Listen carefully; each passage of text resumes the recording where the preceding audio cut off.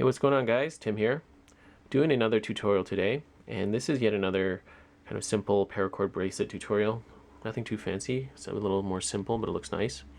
And this is the cross stitch or cross knot bracelet, kind of based on the box stitch. If you've done a box stitch lanyard before, you'll know pretty much how to do this, just a bit of a twist on it.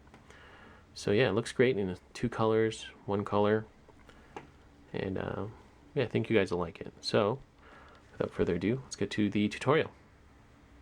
Okay guys, so I've got my paracord ready. I'm using the Hunter Green and Imperial Red color. I like these two colors very much. They go very well together and kind of complement each other. I've got 2.5 feet of each, and as you can see, I've already pre-melted them together. Okay, so first things first, we're going to start by forming this first knot and loop. This will be where, you know, the knot goes through to attach it, to clasp it. So this knot is actually quite simple. It's a little tricky starting out, but once you get the hang of it, it's very easy to do over and over again. So we're going to start out just kind of like this, and we're going to form, I'm going to do this flat so you can see just exactly how to do it, and then later on you can probably pick it up to do it. So we're going to form a loop on top like this. So we're going to bring the red over the green. Okay. And then now we're going to form like an S, kind of like an S going this way. And you're going to want the next two strands to go underneath the green, like that. Okay, so loop on top, then an S shape with this strand going over the green and these two strands underneath the green. Okay, next I'm going to take the green, this here, you're going to put it through from behind, put it through from behind the top loop, and then you're going to bring it back down. So carefully try to keep this all lined up like this. Keep this one behind, like that. Okay. And then we put our green strand through the top loop, and then now we're gonna go and put the green strand through the bottom loop. So there were two loops, one up here, one down here, and we're gonna put it through here. Careful not to get it tangled like in this area. You want it on the outside here. Okay. Just like that. This will get easier after you get the first one down. So, and then now all you have to do is really cinch everything together. So as you can see, if you've tied a box knot before, this is exactly the same thing, except you're not stacking them on top of each other, you're just tying them up in a row. So now I'm just going to cinch everything together. So you can see I'm forming my kind of box knot here. So now before you can see it, yeah, it's starting to cross from the cross there. So before you tighten everything up, what you want to do is form the loop and hide this little melted area, just so it looks better.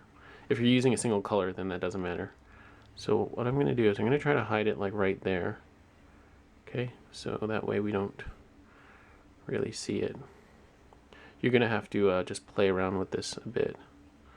I'm sorry if my fingers are getting in the way, but try my best to show you what's going on.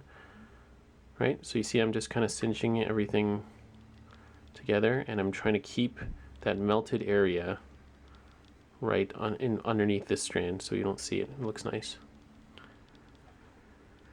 Okay, so now you can see my loop up top is too big for the lanyard knot, so I'm going to have to pull this smaller, right? And just play with it as you go, and you should be able to get it to the right size.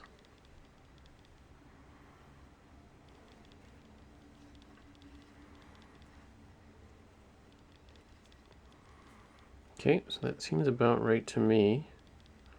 So right, you can see we formed our first cross knot. Okay, and then from here on in, we're just going to do the same thing and continue weaving along to form our bracelet. Okay, so now that you've tied the first one, the rest should be a lot easier. And instead of laying it down flat on the table, I find it's actually a lot easier just to hold it in your hand. So yeah, we're kind of gonna do the same thing, except this time the loop will be formed by whatever strand is on the right, but your red will still be on the left, just like before. All right, so I'm gonna take the first one again, just lay it over top, and again, same thing. We're just gonna do that S shape, like this. And then see, now it's a lot easier when I just pinch everything together like this. I can clearly see it's going to go through this loop, keep this one behind here, and then I'm going to go through the bottom loop. Be careful not to go, through the loop you made there with the red. And then just a matter of cinching it together. So you might find it's actually just easier just to pull everything tight. Well, don't pull everything completely tight. Just kind of form the knot like this, loosely. And then you see now there's all this excess. That's the point at which when you work everything out. Because when the knot hasn't really formed yet, it's a little hard to discern which strand from which. So yeah, same thing. I'm just going to continue pulling all the excess through.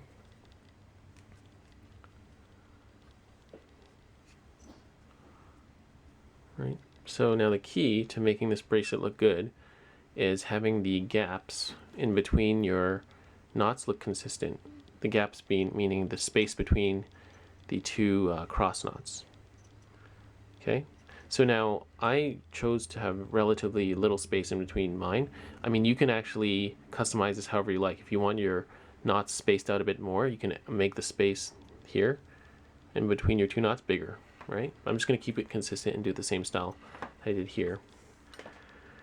So yeah, you're just going to have to look at your knot, and so I can see I want to pull this excess out. So I'm just going to give it a bit of a tug on this little strand here, and then feed it through the rest of the knot. Okay. So once you get this going, it should be relatively easy for you to figure out which strand is which. All right. So yeah, there we go. We've tied first two cross knots, and the space is, yeah, that's pretty much where I want it. Maybe just a millimeter or so. And yeah, you can just continue going, and yeah, and what you'll notice is the strands do switch. So don't get too confused. Just to not get too confused, it's whichever strand is on the left. You take the right one and put it over that one to form your top loop. And then after you, again, just do the S like this. And then top loop through the top loop. And then through the bottom loop like that. And then pull tight. So try to, whenever you're pulling the knot together, try to keep everything flat. Don't just take the two strands and yank, because it'll get tangled and it won't work. All right, and then same thing. I'm just going to pull out all the excess, get the knot up to where I want it to be, the right spacing, and then I'll just keep going. So I'm just going to continue weaving down the bracelet, and then I'll show you guys how to finish it off. So I'm just about done weaving the entire length of my bracelet. And of course, you'll just kind of wrap this around your wrist periodically just to see how much more length you need. And then when you get to the very end, all you're going to do is tie the lanyard stopper knot. And then you can use that, this knot here, to use that to link onto your clasp. Now, one thing I will mention is if you look closely, what you'll notice is that the colors kind of alternate. So you see how on this very first knot here, the red is kind of going up and down. And then it's going left and right, and then up and down, and then left and right. It's going this way and then this way. So that's because we kept tying the knot the same way over and over. If you want to have, for example, all the red, horizontally, or whichever way you look at it, going one way, or if you want a certain color going one way, you'll just have to tie the mirror image of the knot after you've tied one. So whatever you did, but just mirrored. And the reason I didn't include that in this tutorial is just because it's a little confusing at first. But you know, at this point, you should have tied it enough times to know exactly what to do if you're doing the mirror image, and that way you can have all your colors a bit more uniformed. All right, so I think the bracelet still looks pretty nice in this kind of alternating pattern though. Okay, so now just to finish off, we're going to tie our lanyard stopper knot. So I've got, if you don't know how to tie this knot, I do have a tutorial on it, so you can go check that out. Now my strings are a little short, so you might want to give yourself a little bit extra to make this part easier. But yeah, if you consult my tutorial, you'll see that tying this knot is quite easy. So I did my bend like that. I'm going to bring this one through here.